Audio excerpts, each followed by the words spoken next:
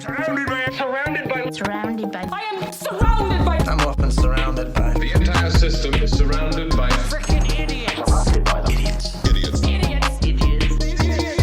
Hey everybody, hope everybody had a good week and welcome to another episode of the S.B.I podcast. Now today's interview is going to be a little bit different.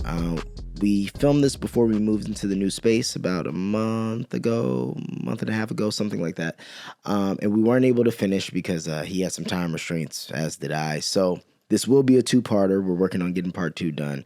But this interview I wanted to share because I'm very impressed with this guy. He's an innovative Armenian-American entrepreneur, founder of various ventures, including Muscle Lab, which he coins the Soho House of Recovery, and trust me, he's not wrong. The philanthropic KB24 NFT, and his ventures range from his social media agency, Get Me Famous, which has a reach of over 300 million, to diving deep into the NFT market with notable projects like Serial Club. He's worked with countless celebrities and has made some significant impacts, such as his generous contributions to the Mamba and Mambasita Foundations. And hope you enjoy this interview with my brother and my friend, Andy Treys. Oh, we just start chopping it up. How you feeling, man? I'm good. Talk right here. Yo, you've been sitting here and you've been just showing me what you've recently been working on, but I haven't seen. How long has it been? It's been like because you've been in the trenches, so it's been like what, 2 years? In the trenches. Working. I think last time I saw you might have been when you first came to Muscle Lab. I invited you. Right. And we had like 3 chairs, I think, only. Yeah. And the lights were on. We don't even do lights on anymore. It's like this cool little vibe. But yeah, I think that was the last time I saw you. We just started Muscle Lab. Yeah. And then it was like COVID had just started too. Because I came to Muscle Lab right before COVID. We opened Muscle Lab right when COVID hit. Like quarantine started, a month later, Muscle Lab opened. Okay. Right. So you came like probably like like May, June, around that Makes time. sense. Okay. But yeah, a lot has changed. A lot has happened. I see. It's like you're one of the people I always like, even when I first met you, because I met you through Jerry and Peaks back in the day when you were I believe at the time you just were doing Get Me Famous. Yeah. And explain what Get Me Famous is. It's actually funny because I always tell people, and me and Armin laugh about it all the time, that you were our first like verified friend. Now that's hilarious. You were. You and Aranza.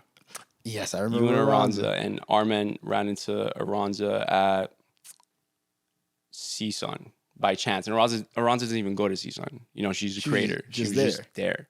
That's wild. And she was doing like this law of attraction thing. We were doing this law of attraction thing. And then Armin and her bonded over that. And, you know, Armin helped me basically build Get Me Famous. Yeah, shout out to Armin. Yeah. He's the man. Yeah, also best man for my wedding. That kind of clicked. I was like, dude, my first company, he was there. You know, so it's like, that's my guy. As I start the next company, he needs to be there. Life company. Well, my life. Yeah, that's what I mean. The life company, the real one. Yeah. That's fire, man. But yeah, I remember meeting you guys, and I remember, you know, I was just over at Peakson's and Jerry's house, and I didn't know exactly what you did or anything like that, but I remember you were always on the forefront of anything social media, internet, fucking, like you're a hustler, bro. Like anytime, any way, like you always have a plan. You always have. I remember when you started Muscle Lab, and I was just like, "Oh, holy shit! I thought he had a thing over here. Now he has this." Like, you know. And then you were telling me, as we were just talking earlier, you also had a, what was it, Cereal Box? Cereal Club, and that was an NFT project I didn't even know about. Just so, how did you get into these spaces? Like, because it seems like, even with Get Me Famous, it seems like the things that you guys supply, you know, it's something that everybody needs, but if everybody could do it, you know, they wouldn't need social marketing. They wouldn't need all these different things. But like, how did you learn how to get into that space? How did you navigate that? Like, where did that come from? Yeah, and I feel like now, whatever I was with social media now, it's like the beginning for me for AI. And I think to answer your question, I really have to go back. Yeah, let's do. That's what I'm asking. I have to go back to like when I was like 12, 11. And I would, you know, a lot of it comes from my parents. What did they do? Because I wanted to ask that too. So I didn't come from a wealthy family, but everything that my dad and my mom earned, they would invest back into me for basketball. Ah, Right, oh, that's so- where the Kobe Bryant love Yeah. and all that comes. Okay. Oh, there's a huge connection with Kobe, and Okay. he's almost like of course I'm a fan, but I don't fanboy. I look at him more as like a father figure and a mentor. Yeah, Right. I know where it's like, yo, okay, you're kind of fanboying too much. No, You know what I but mean? Like, I agree. I respect him and what he's able to do with his mindset more than it's just like Kobe, like you know what I Yeah. mean, or just like, oh, he scores a lot of points. Like, nah, it's what he stood for. it's Mamba mentality, and Yeah. he talks about it a lot in his podcast. Like, I didn't really get a chance to listen to them until recently, like after he retired. But he was probably one of the smartest people, and he was always curious, and he would go, like, how I use AI to like get something from Apple. He would call somebody from Apple, John Ives, and he would go and pick his brain. He would go to Apple and pick their brains, and he's a basketball player, right? So he was kind of setting himself up for retirement. He talks about that. But no, Kobe, like one thing he said was, if you just do what I did for basketball and anything else, you will be successful, right? So it's just that process. Okay, what does Kobe do, right? So it's getting whatever Kobe does or did in basketball and kind of applying that in your life, no matter what you're doing. Custom instruction. Basically. It's literally a custom instruction. That's funny. Yeah. And so, yeah, it goes back to when I was my parents. What did my parents do? My mom still is a teacher, and my dad works at BMW as a sales manager. Okay. Yeah. So everything that they made, they kind of invested in me, like half court basketball, like entire, like I'm talking about the floors, like they're real. Best basketball shooting machine before anybody else had it. Like colleges have these shooting machines now. My dad would save up and get a shooting machine. It's like $4,000, right? And every morning I would just wake up, shoot, and it would rebound for me, and it would count how many I'm making, right? Right.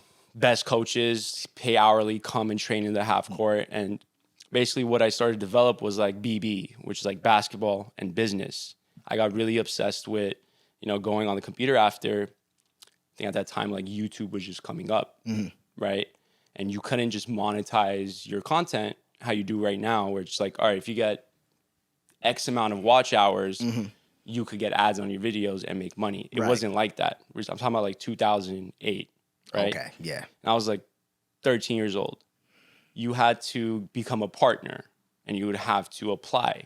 So since I was like 10, that was my dream. Like, I want to be a YouTube partner, make money from YouTube. Are you serious?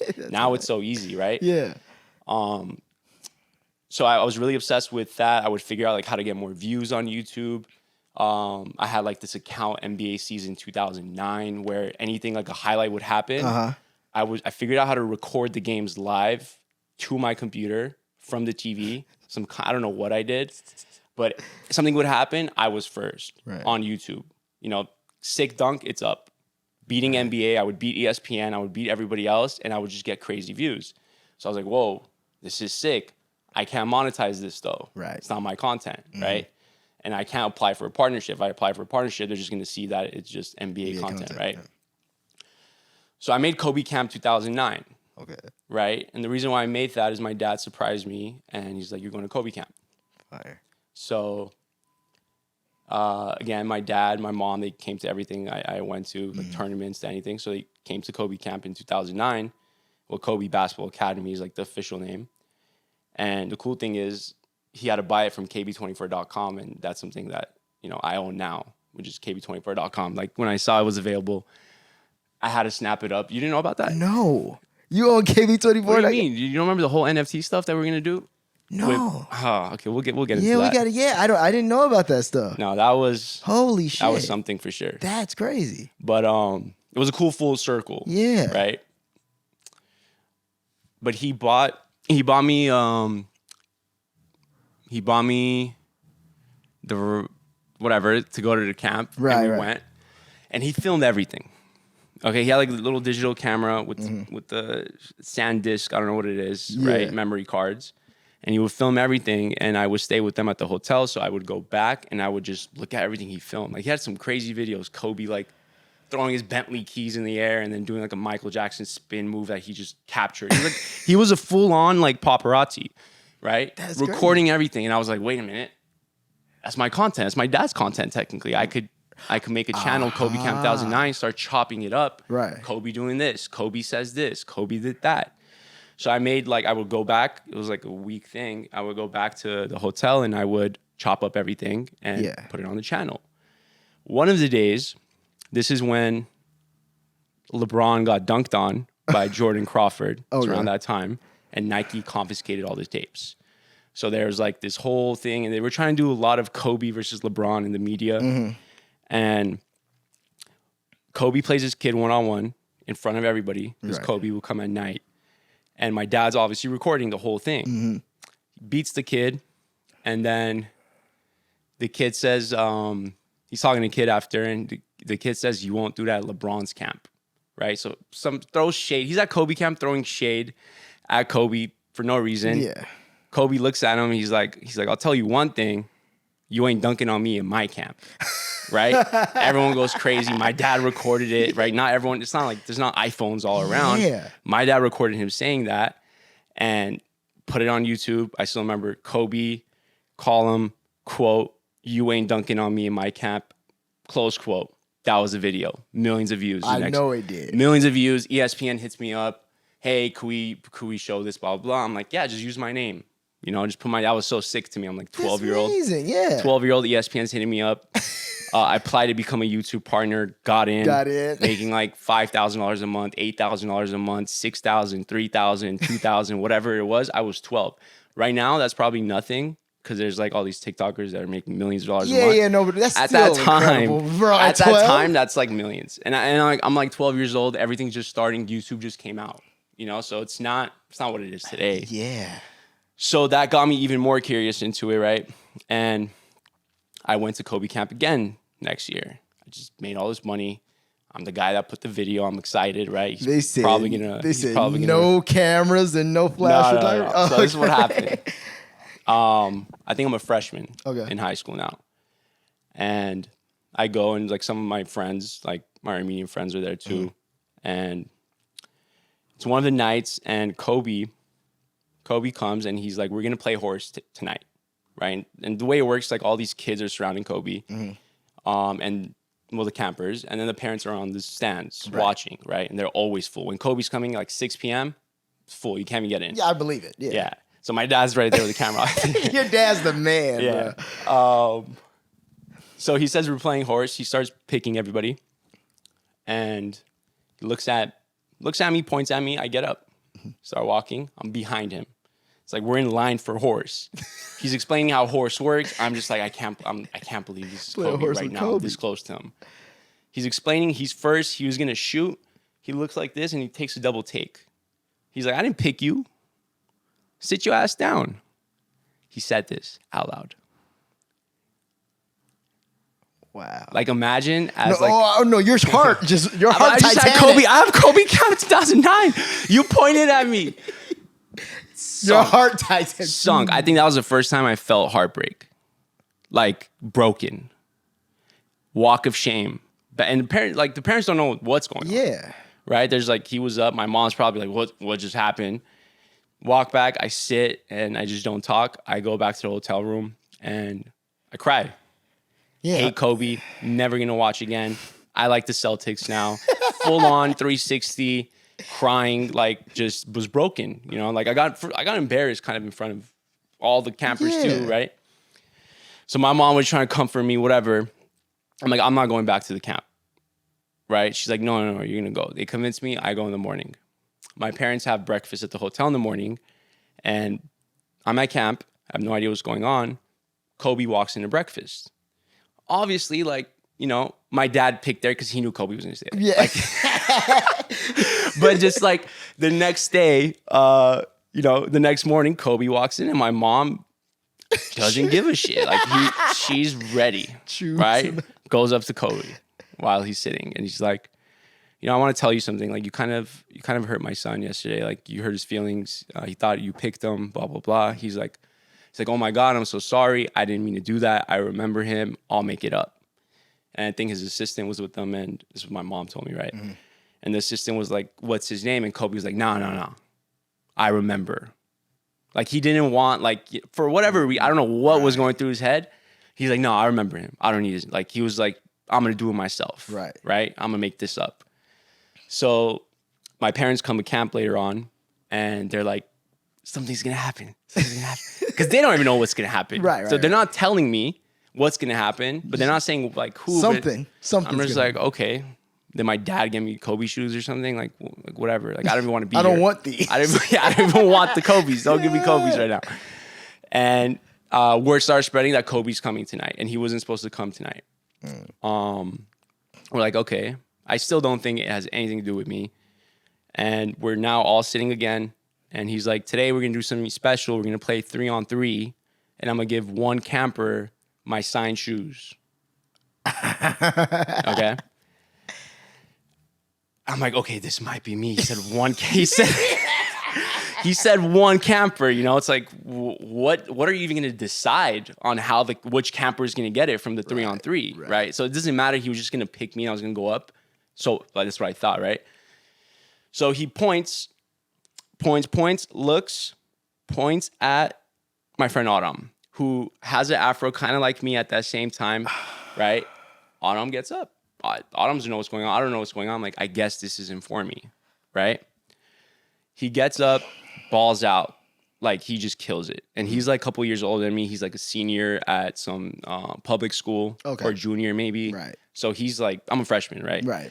So he just kills it. Everyone was like, whoa. Kobe was like, whoa. And right after that, Autumn gets the shoes, right? Now, next morning, my dad's at the camp. Kobe goes up to him. He just literally walks up to my dad. He's like, man, I didn't know your son was that good. My dad looks at him. He's like, that's my son. That was my son's friend. I know Kobe was like, oh, shit. He's like, oh. I saw that happen. I saw Kobe talking to my dad. I saw him react like, like. That is so wild. So yeah, he's like, bring him to. It was the last day of camp. He's like, bring him to the hotel today, by the lobby, like behind. We'll meet him, and there's a video. Maybe we could like clip the video here. Yeah. There's a video of me meeting him, and that was crazy. And like, if he didn't do that, I don't think I would have been a Laker fan or Kobe fan or anything ever again after. Because I was hurt. I just wanted to leave. That was last day of camps. The final days of camp, basically. Yeah, so you're like, we only got a couple. I don't need That's to right. I'm going to go get my Paul Pierce jersey. You know, like, that's just what I was thinking, the Paul Pierce jersey. Yeah, this is done. Damn, and bro. he set the whole thing up, and that was probably like the best moment in my life, right? To have that from, somebody I looked up to and was crushed. Oh, yeah. He cared so much to like just fix it.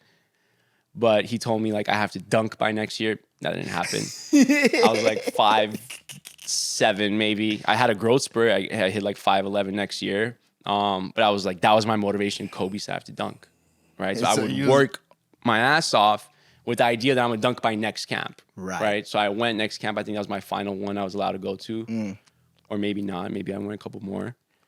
Yeah, I think I went a couple more because it's until you're 18. Okay. And he's like, I stopped going last year. Yeah, but what was so cool is that every time he would see us at games after he would see me, he would be like, how's your dad? And that was like, I was just looking at my friend, like, did you hear that? Did you hear what he said? He said, how's my dad? I'm like 17, 18. I would see him throughout every year. Sick, man. But that was the only like relationship I had. And I talked to him about Kobe Camp 2009 and he's like, that was you? Like he knew about it and it was cool. And that meant the world to me, right? So what happened after, I didn't dunk, but what happened is I made a crazy game winner my sophomore year against our rival school. Okay. Huge shot. And then my junior year, I hit a full court game winner at the buzzer to beat Steph? I said, okay, full court. Steph. And it was the number 2 play on SportsCenter, right? So I didn't dunk, but it's like Kobe gave me like these powers maybe. I don't know. Damn. Clutch. I don't know what it was. But that's where my name came from, Treys. I was hitting like these game winners, right? Okay, that makes sense. So yeah, I did that, and like that's ESPN SportsCenter top 2. At one point, I was like my bio. Like I was on ESPN. That was the coolest shit I had Kobe Camp 2009, and then I was on ESPN number 2, And it was really sick because they would say my last name, Ketsoyan, which is my actual, so it's Armenian last name. And they would say like Armenian pride. And at that time, Kim Kardashian wasn't Kim Kardashian yet. You know, everything was kind of like just going. So hearing Armenia mentioned or anything related to Armenians on ESPN And for that the whole space weekend, is crazy. Yeah, it was huge. It was so exciting to like see. I was so happy that like I did that for my country in a way. That's amazing, You know, so bro. like now it's like everyone kind of knows Armenian just because of everything. But at that time, it was special. You know, Kim had just started gaining her popularity. wow. Yeah, so it was really cool. And she's on Sports Center for different reasons. Nah, Kim's great. I'm not gonna say anything. She's smart, probably smartest woman in the world, most successful. Yeah. Yeah, but so yeah, Kobe gave me those powers, I think, and it helped. It shaped me a lot as a person, and it's like I applied his mentality right into. I would always look up to him and watch his games. My dad would take me. At one point, my dad took me to like when I was young, like 36 out of the 41 games, That's dope. and you know we would get like higher sections. He would try to like find games where we could go. Sometimes we would sneak. You know, you do your little binoculars. You're like, where are the seats that no one's going to? Right. Get a couple beers and nachos on your hands, and you just walk straight. Walk in, straight to it. Yeah, just we're right. You know, that's the grind. That's it. So we did that a couple times, but amazing. I was just so obsessed with Kobe, and my dad got obsessed with basketball because of how obsessed I was. Right. But I had all those like cool things happen. I think I was kind of like a big fish in a small pond. I went to like small private school. Right. But it kind of shaped me as a person. And around that time, junior year, my wife, Auline, transfers from a different school and she's a sophomore. And I fell in love with her right there. So this, man, I didn't know this. It's been since high school. Yeah. I fell in love with her right there. And she was a sophomore and I was a junior. But for whatever reasons, I had to wait. Right. But I was like, I'm going to become her best friend. That's She might not know it, but I'm her best friend, right? And I just like 2 to 3 years, I just got closer and closer and closer and closer to her. But I was like, that's my girlfriend. And at that time, girlfriend's huge. Oh yeah, yeah. Like, That's you know, it's everything. like that's my girlfriend. That's like my wife. Yeah. You know, like this is who I want to be my girlfriend, and this is who I want to marry. Basically, is what I was thinking. And I waited like 2 years. Was like a friend. I talked about this on my wedding speech, but I was a freshman in college. And I had just came back from playing in Armenia. Okay. And I would Oh, go so you played in Armenia as well? I didn't play for the national team. There was Pan Armenia, and it's basically Armenians from different parts of the world go and they represent their city, and we all compete. It's pretty big. It's like it's big in Armenia, right? Okay, right. So I would go every 2 years, and I went and I came back, and there was this bar that was called That Place in Armenia, and we just had so much fun there. So I was like, I'm gonna start throwing parties and call it Dat Party, right? And this is like June, right before I'm starting my freshman year.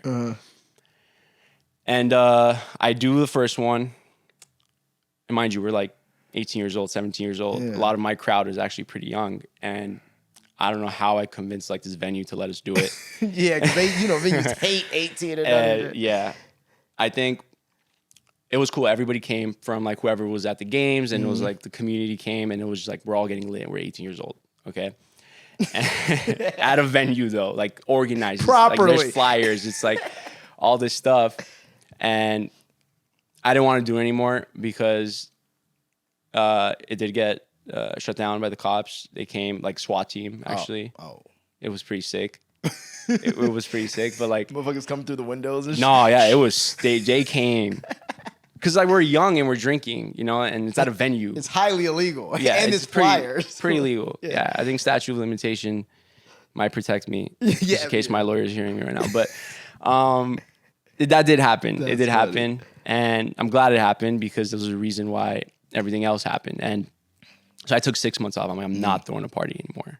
I'm going to Cal Lutheran. I'm going to try to make the basketball team. So I was in like their program that like it's almost like the G League for the school. Right. But I was killing it. I was number one. Points, rebounds, assists, whatever. I was the best. I was there earliest. I was like 5 a.m. I'm there training. Stay for the practice to watch the practice. Like if I stayed, I would have moved up because it was like I was next.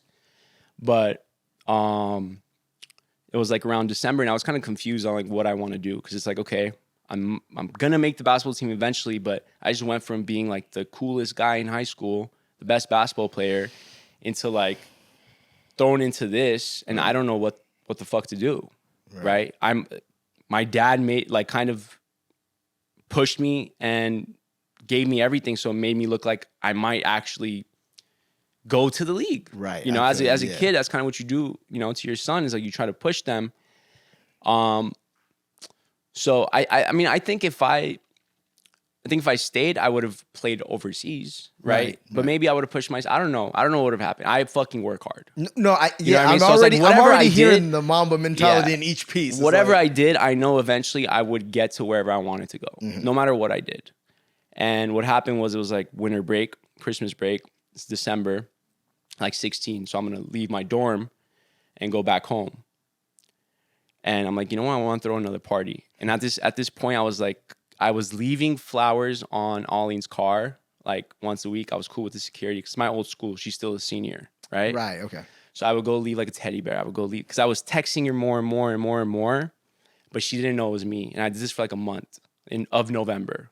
The month of November, I was like, one time I got something in her locker, flowers, like little gifts. She had no idea who it was. I was cool with the security guard, so he would just help me maneuver around secretly. But it was December. I'm like, I'm gonna throw another that party day after Christmas, so she comes, right? Because how else am I gonna ask her out? Yeah. So, and she still didn't know the gifts for me. She found out like maybe I don't remember. She found out at the party, or she found out right before, something like maybe like a week before, and we like talked. I'm like, yeah, that was me. That's crazy. So I'm like, I need to throw a party. So she comes and I ask her out, and I throw that party again, do the whole flyer, go and negotiate it with a venue in Pasadena, because I'm going back home. And somehow, like, my uncle helps me, and somehow, you know, we convince them to let us do it. But this time we're a little older. It's fine for, actually, we're not that much older. Wait, we're 18 though. But it's not at a venue. It is at a venue. It's at a venue in Pasadena. It was at a venue in Pasadena. Look, I don't know how it worked. It worked out. Okay, we threw the party. People came. The Instagram's still there. SWAT team. And the Instagram's still there. It's that party LA. That party. I left it. I'm like, this is like a museum to me. Like, I go back to it and I just look at it. But she came and I asked her out right there. We went out January 3rd. So like a week later. Yeah. That was 2014. And then ever since then, I was like, that's it. Like, this is the girl for me. So it's been 2014, 9 years. Yeah. Probably 10 years. Yeah. That we've been together. That's dope, man. I didn't know that you guys were together for that long. Because I know since I've known you, that's been your girlfriend. But I didn't know it since high school. That's since dope, basically man. high school. I was a freshman. She was a senior. But what I did was like, okay, if I'm going to make this work, because I know this is the girl I want, I have a date with her. I'm not going back to my dorm.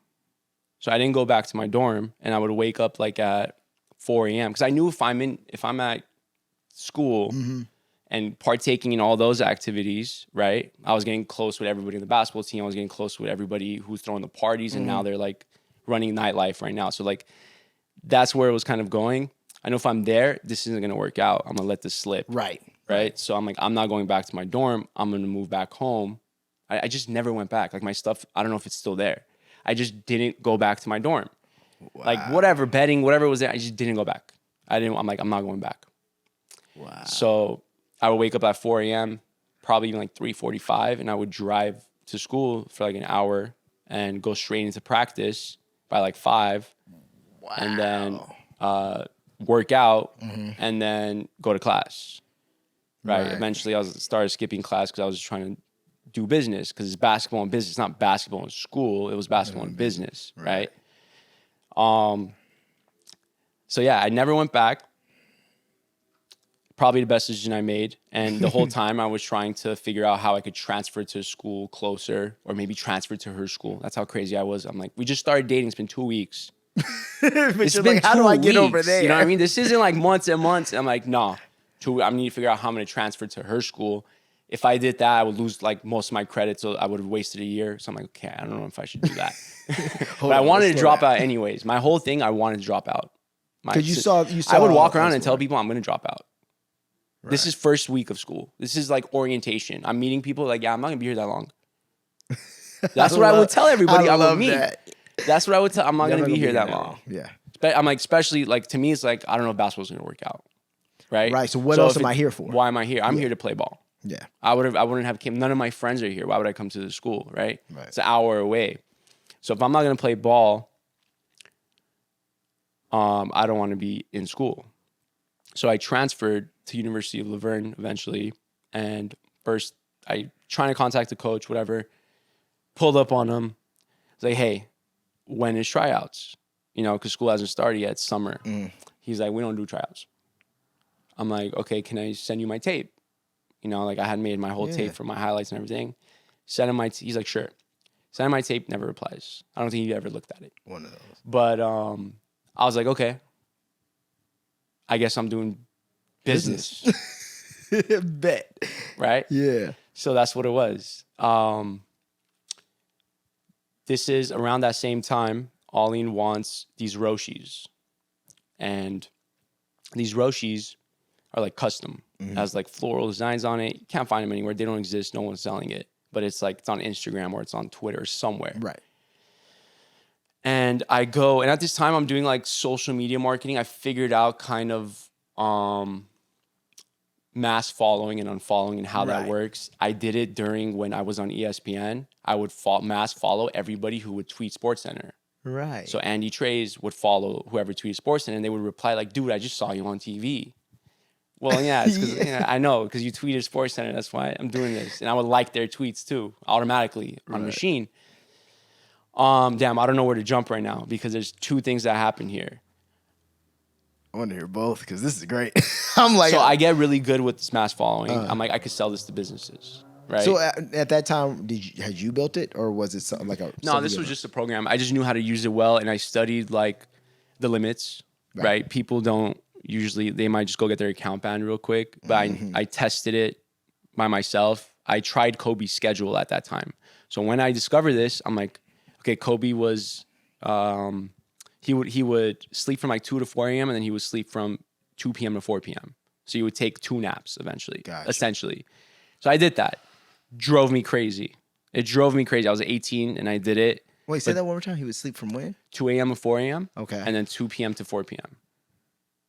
And something like that. And it was, he'd it was just be 2 and up 2. all the other times. Huh? He's up all the other Yeah, times. 20 hours. So he would have like 2 days in one day. Ooh, Yeah. shit, that sounds tough. No, I mean, I did that the last like 10 months, but I would just do 2 hours only instead of 2 and 2. I wouldn't nap. That was the difference. Damn. But yeah, so it's like this program's there. I get obsessed with it. I don't sleep tech basically, and I learn how to use it, learn the limits and everything. And I'm like, okay, I could go door to door because what I was immediately thinking, and she asked me, she's like, what do you want to do with your life? And I'm over here confused because Your whole life. this whole time I thought I was going to be basketball, right? So I don't know how to answer her. And I remember this moment. It's like 2 months that we're kind of dating, right? I'm like, business. Right? So that's where I was like so stuck on like, yo, I need to figure shit out because I want to marry her. Also, shout out to her for being the kind of woman who's asking you, what do you want to do with your life? Yeah, At of that course. no, I but think I'm also all saying one- at that age though, because let's be real, a lot of younger women aren't thinking like, what do you want to do? Yeah. They're just like, we're both having fun. We're young. We'll figure it out later. But like to have someone who can push you like that to be like, you ain't got shit figured out yet, huh? And to make you go, wait, let me. Yeah, that's what drove me. And she's just raised right. Her parents are amazing. And yeah, shout out to her for that for sure. Because that like, she was my muse at the same time and also my motivation. And also she's like, hey, what the fuck are you going to do? You know? Yeah, right. That's basically what it was. That's so dope. That's what pushed me to like kind of go to these businesses and kind of figure out, hey, $200 a month, and I could target people from like certain hashtags and locations and all this stuff to follow your business, right? I just need your password. You're gonna log in. Here it is. Made like this little presentation, and I would get like couple. I got like 10. I got like I was making couple $1,000 a month, which is perfect as a kid in college, right? Yeah. Freshman, and this is basically the two things that happen is at the same time V, my partner at Muscle Lab, is working on muscle mitts. It's this new thing that he started, probably has like maybe 100 or 1,000 followers, right? Just new. And his whole idea is to like create these like corrective exercise videos for like mitts, like muscle mitts. And he films himself and he was putting it up and he had this idea of growing it, right? Muscle mitts. Okay. Yeah. And at the same time, Ollie wanted these Roshis that don't exist. Right. So I call an artist. I'm going to kind of jump back and forth, but I call an artist that I know. I used to go to his art school, his art teacher. And he kind of owed me a favor because my mom snuck me back in line at Kobe camp to get 2 autographs from Kobe because every camper will get an autograph. Right. She's like, go again. So I went again. She gave me the painting that he had made, and I had Kobe sign that painting.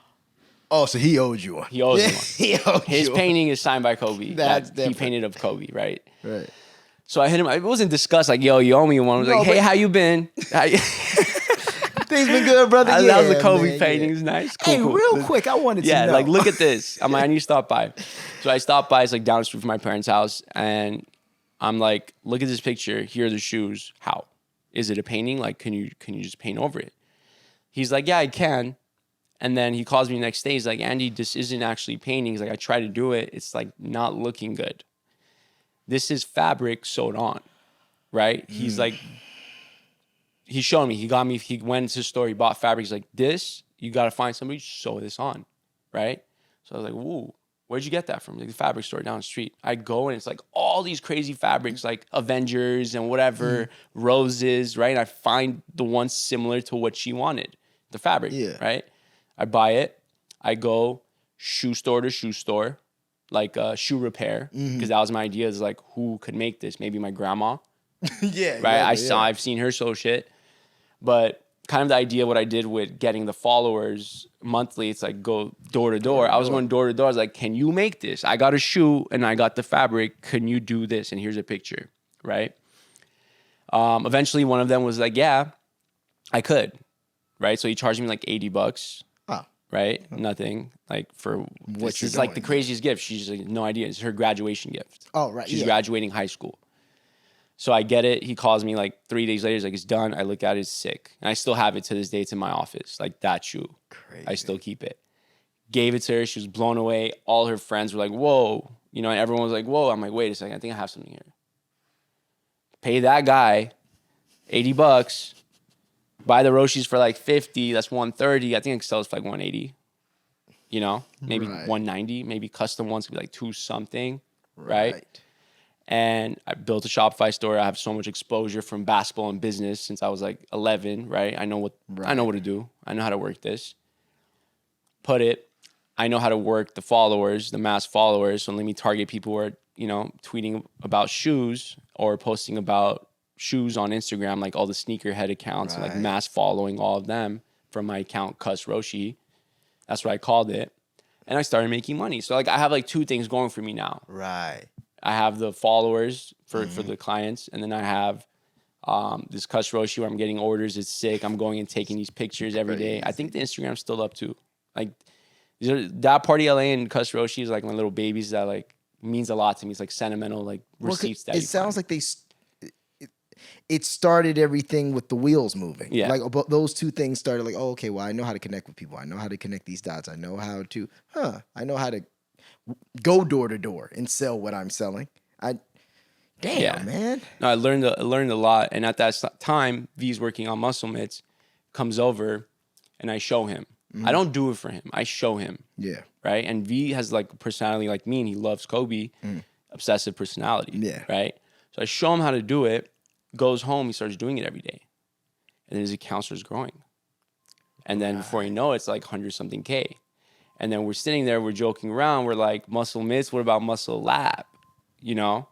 Holy shit. Right there. So it was like, I was doing cryo. This is like years. I skipped a lot right now, but this is years later. We're like, yo, Muscle Lab. Like, I love basketball. You love basketball. He played for PHS varsity. Right. I'm doing cryo every day. You have muscle mitts. I know how to market and do branding. You know everything about it. You're the best at what you do. I'm the best at what I do. Right. So let's just put this together. Right. That eventually happened. But there's how much time we have? No, go, bro. 'Cause Okay. This is great. This is great. Um, Because I'm enjoying like just so much shit I just never knew. But it also makes complete sense. Where Yeah. It's like I've always been impressed with you, but it's also like more of hearing all this is just like, oh no, it just makes sense because he did all, like you really have done every job in the store. yeah, You know what I actually, mean? I also applied to Sears as general manager one time. After Arlene asked me, "What do you want to do with your life?" I went on like jobs.com or whatever. I was like 100K a year. You know, that should be good. I could pay for rent. I could pay for a car. I could pay for whatever she wants. I'm 18, applying for Sears general manager. I've never worked retail in my life. I've never like actually had a real job like I don't have what resume am I gonna give you? Yeah. But I applied. I didn't get it. but even that thought process of like, oh no, yeah, this is cool. This will get me. Like, there's motherfuckers who worked at Sears for 10 years never Yeah, got I was that like, job. no, You're I'm like, no, skipping this will that. work. Yeah, I'll just Yeah. go up and just tell them. Yeah, but it didn't work out. Yeah, but it's the fearlessness to go have the conversation. Like I know a lot of Well, friends who have yeah. great ideas. They have things that they want to do. They want to, but like, there's something to be said about someone who can just like, no, I want to get this done. I'm gonna go door to door and I'm gonna figure out who can do this. I mean, it's not looking at ideas and going, this isn't crazy. It's just A plus B, and then you can get people to like.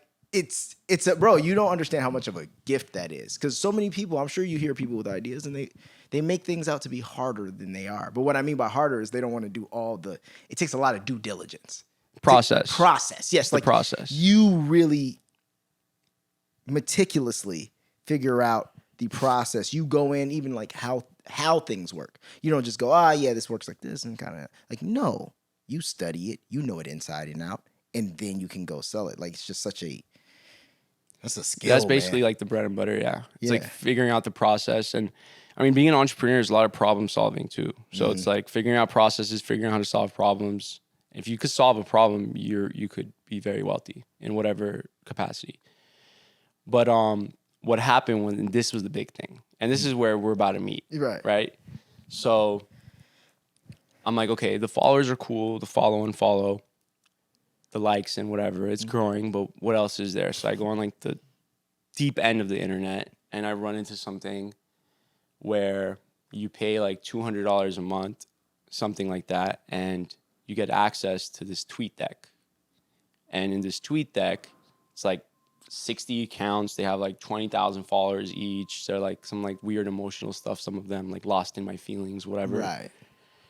But it's $200 a month, and I was kind of hesitant because that's like, you know, I gotta sell like 10 shoes. I gotta sell like 10 shoes, but I'm like, I'm gonna try it. If I get scammed, that sucks, right? It's just I gotta trust that whatever this guy is saying I could do with this, he's saying I could get one retweet an hour, right? And it'll be up for 15 minutes, just one. It'll be down after 15, but it's gonna be so sick that's gonna go like, it's gonna start the wave, Right. for everything. I'm like, fine, $200. PayPal him somehow, I don't know, whatever. I get access. He's like, just log in. Here it is. I log in. I see all the accounts. And I select, search like, well, before I searched and find a tweet on TweetDeck, I click retweet and I select like the 40 accounts or whatever it was. And I click retweet. And at first I'm like, okay, this is kind of corny. It says 40 retweets, no likes, you know, because Right. I just did it. And I walked away, came back 5 minutes later. It's like 346 retweets, 300 something likes. You were like, And then I just like, okay. And I refresh, it's like almost 400. I refresh, it's like just going up every single time until like it's like 2,000 something. And I'm clicking on the profile. I'm like, these are real people. So what it did was start like this viral quick push, right? right. And got it going. And then after that, it unretweets everything. So you don't like spam the account, right? The next person could come in and now just retweet. Oh, so They were basically selling he had like built up a bunch of accounts. Yeah. And then he just basically was like, you get them for an hour. And you once pay an me. hour. Right. So he had like the whole system, and then he upgrades like 2, you pay more, you get 2 yeah. retweets an hour. If you like, because it's open, so you could go mess around, you get banned. Yeah. You know, you just won't be able to do it anymore. But quickly from there, it's like I signed from the computer. I was like, okay, once an hour, I'm just gonna be right here. Tweet ready. tweet deck's ready That's once an hour. And then hilarious. it's like, how can I schedule this? And then how can I get it to do this automatically? How can Right. I get it to select all the accounts? You know, it's like figuring out those processes. Damn. Is there code that could just do like this for me? But what I looked at initially was like, okay, what if I retweet like a link to a Shopify, right? Can I get sales? Right. Can I generate revenue paying $200 a month? Can I make maybe, I don't know, a little bit more? And if it covers it, then everything else is kind of free. So once I did it, I think I sent traffic to maybe a website, like an affiliate thing, to see if it converts, and it did. I was like, okay, you can make money on this. I need to buy an account. So I think I got scammed on the first account I bought, and then the second one went through. It was like maybe I paid like $500 Okay. on my mom's Amex. I have 30 days to pay it off. Right. Okay. Right. And now we're getting out of budget. This is a bit out of budget. If I just spent $200, And right, that was tight. That was I 10 got a shoes. girlfriend. $500. Christmas isn't here yet. You know, like this is gonna come from. I'm putting on my mom's Amex, and I think I could pay it off before it's due. Right. And I did. And I was like, okay, what if I buy 10 more accounts and pay it off before the Amex is due again? And you were buying the accounts from the Stream Deck or from the... No, the- so it's like I knew that guy, right? And then he put me in this chat with a bunch of other guys just like Who him. just Everyone's had kind of accounts. just doing business. Got you. Right? So it's like, hey, I'm looking to buy an account. Boom, boom. Everyone starts DMing you. They could be scammers. You got to be careful. It's that like Black So- Hat World shit. And Black Hat World, yeah. Black Hat World is where I found TweetDeck. Makes, The whole completely TweetDeck makes sense. shit. Yeah, That's yeah. where I ran into it. It was somebody selling the thread. In the thread. In the thread, yeah. But yeah, Black Hat World. That's yeah. the shit, yeah. That's where I found the follow thing. Black Hat World is crazy, bro. Like, People don't even know. anytime I was stressed throughout this process, I would just go on Black Hat World for like the last 10 years. I'm like, all right, what's going on? How are you guys making money? Literally, because there's so many people in there. You're like, you're running a what? Yeah, it's like, okay, I could do that. I got panels and da-da-da. Yeah. Tell me what you need. It's But then it's like, I could go sell that, you know? Right. But yeah, it was exactly that. And I got 10 accounts, 5,000 on my mom's card. And I was just so good at monetizing. I knew how to send traffic, because I did YouTube, so I understood affiliate traffic. Because Right. at one point I wasn't a partner, so I had to monetize the NBA videos I was posting, different methods. Whether it was e-commerce or whether it was affiliate, I had to figure out how to make money because I wasn't a partner. When I became a partner, that was like, wow, I just post YouTube videos now and I And make get money. paid, yeah. Right, as long as it's my content. So I was just so exposed to everything that it's like, okay, I have millions of eyeballs. I just need to monetize it through whatever I've already learned. Right. And I would test different things. What if I send traffic to my YouTube channel to get views? Is that the CPM? Will it make sense? You know what I mean? Right. So Because a I- lot of times people push traffic to things that aren't actually, like you said, monetizable. It's not even worth it. It's not worth it, yeah. It's more of a look than it is. Yeah. Yeah. So basically, to sum this part up, I bought 20 more, I bought 30 more, I bought 50 more, I bought 60, I bought 100, I bought 150, I bought 200, and I would just, while everyone else was kind of like, hey, we're going to take this slow on monetizing it, so we don't I don't know what, so they don't raise flags, I guess, right? I was like, nah, I don't know how long this is going to last. I'm Right? running it up. I don't know how long this is going to last. I'm making money now. Mistake that I made was I was reinvesting. I was completely obsessed with it, and I was completely reinvesting every dollar basically I was making that was left Back into that. back into creating relationships with creators and influencers. That was probably the best thing I did. Yes. That was the best thing I did, and I'll get into that. But I had 200 something accounts worth millions of dollars that I was able to generate 300 million views in a day, and you could that's where we meet. Right. And where me and Armin are like, we need to get creators and monetize their Twitter Amplify earnings, right? That was our idea. Let's keep getting more accounts because Twitter's rolling out monetization. These creators have 20K on Twitter because they're more active on maybe Vine and then maybe Instagram.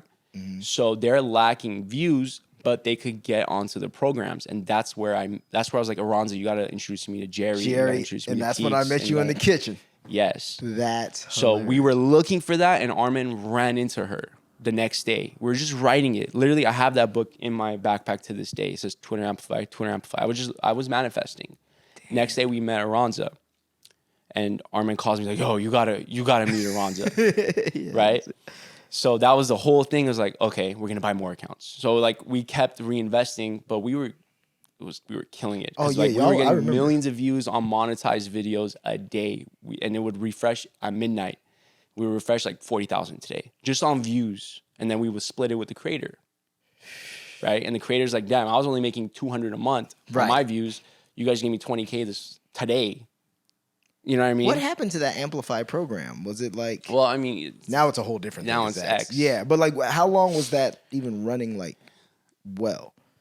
there was something that happened, I think, what happened during the whole Trump stuff, 2016, with the Russia and Trump Yeah. and whatever. Collusion. Yeah, so a lot of things got paused. Makes That's actually where everything that I built got destroyed because of that 2016 election. So Twitter was like, yo, Oh, so they started looking at like, oh, all this shit that, or how Trump used Twitter to, they were like, oh, look, no, allegedly, what we don't know who did what. They both of them were doing it. Oh, no, 100%. No, right? I mean just whatever leveraging. I was doing on a micro level, Yes. with Oh, no. follow and unfollow and Oh, they were tweet doing tag, bro. They had billions of dollars. Yes. They were.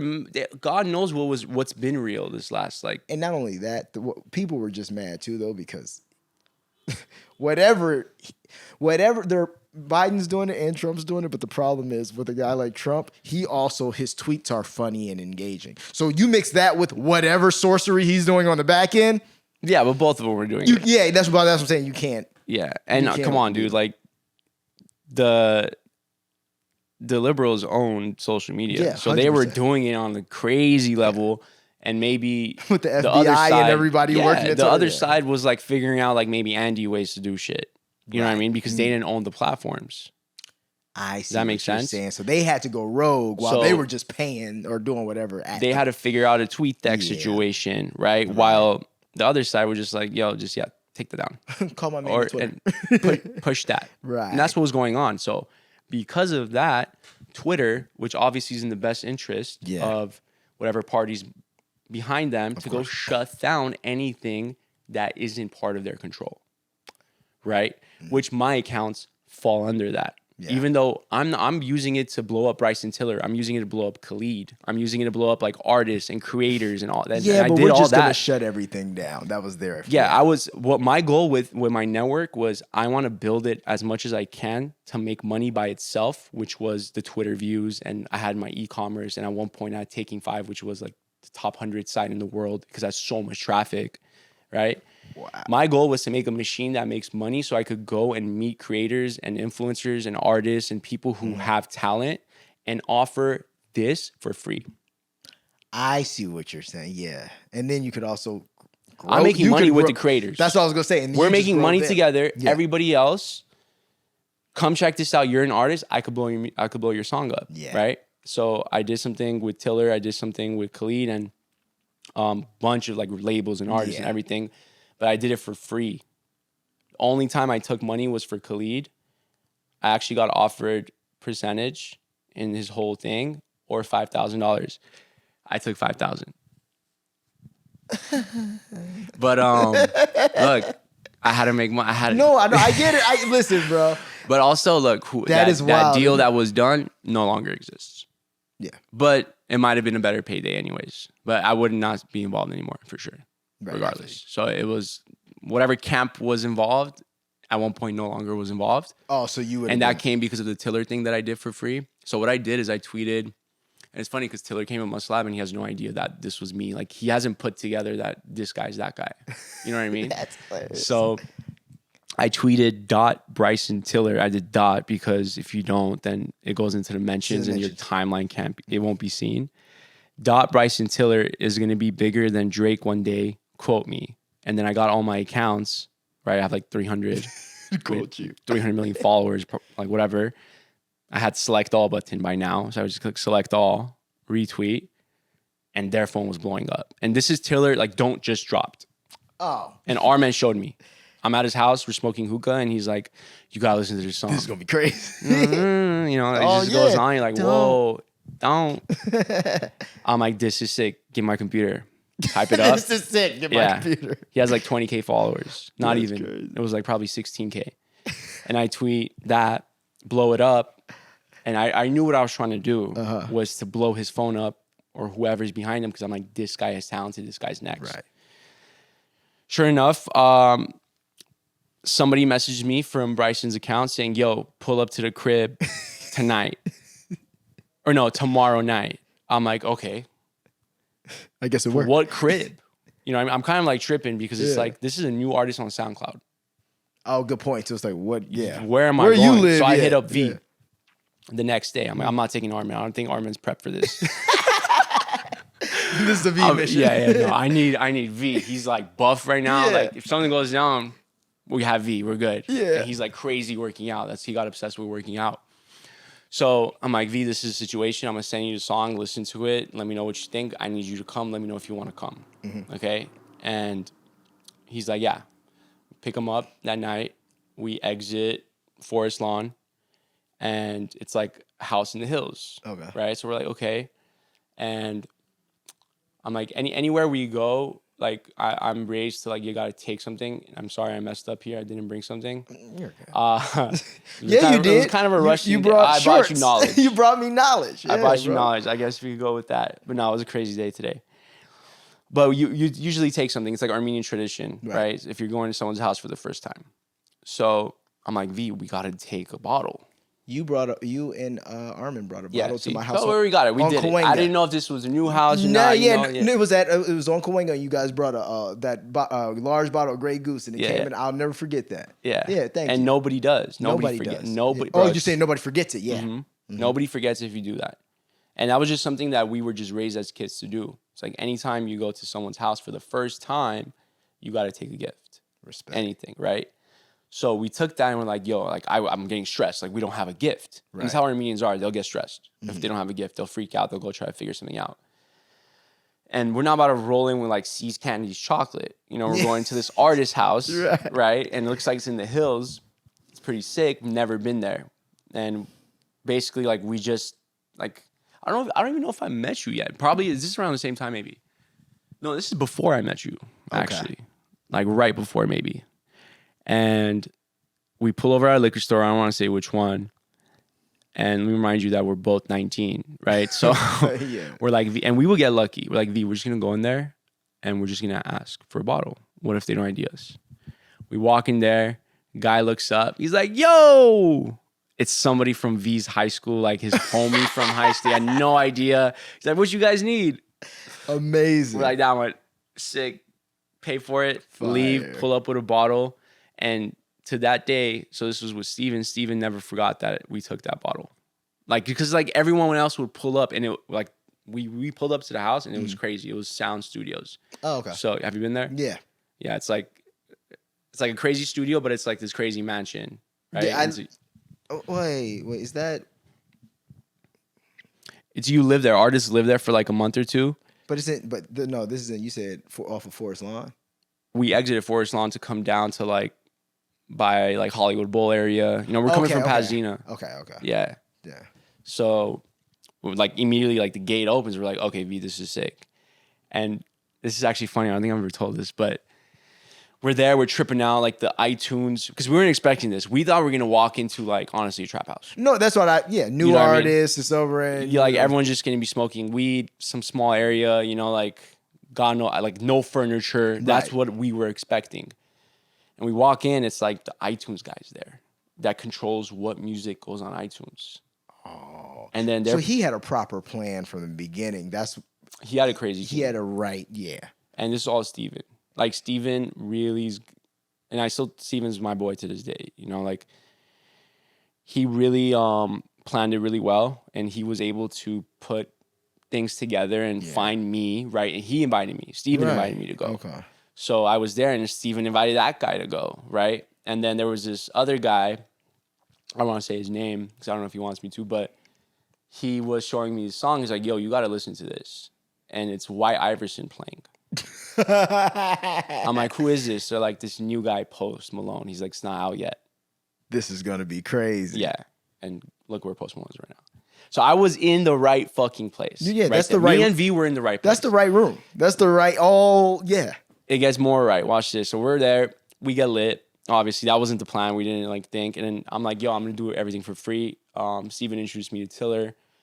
He's like, this is the guy that did the Twitter thing. And he was like, damn, I'm impressed, whatever, blah, blah. I'm like, I got you. I'm going to do it for free. And that tripped him out right there, too. And Steven was like, what do you mean?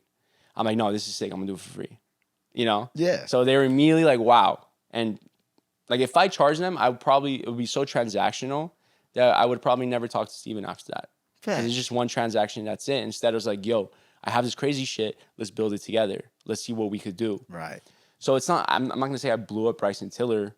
I didn't. Like, I had my role that I just played, and I did it fucking well, right? Every time he would tweet, all the accounts would retweet his shit. And at least you were doing it for an artist who he's dope. Yeah. Like, it wasn't like, you know, like some shit that you were like, Yeah, and then you like, slowly see his growth that came from there. There were other people, there were other kids like me who, like Steven, would get involved too, who had accounts and all that stuff.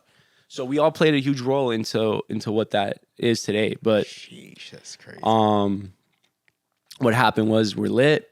We look up, these two kids walk in at like 1 a.m. into the house, and everyone's kind of like just having fun, whatever. We look up, and it's D'Angelo Russell and Devin Booker. And they're in college. They're about to go to the league. Oh, damn. What year is this? This is like what, 2014? 15? I don't know where this story is in the timeline. It might be like 2015, 2014, 2015, around that time. Yeah. But yeah, they walk in and they're about to go to the NBA. They're not there yet, right? And at one point, they're helping us leave, and they're helping us back up. And I have the video. I hear one of them, they're like, damn, I wish I get a car like that. I just have like a BMW, like X6. Me and V looked at each other right there. We're like, does he know what's about to happen to him? You'll have one very soon. Yeah, you'll have a lot more. That's hilarious. Shout out to Dad once again. Yeah.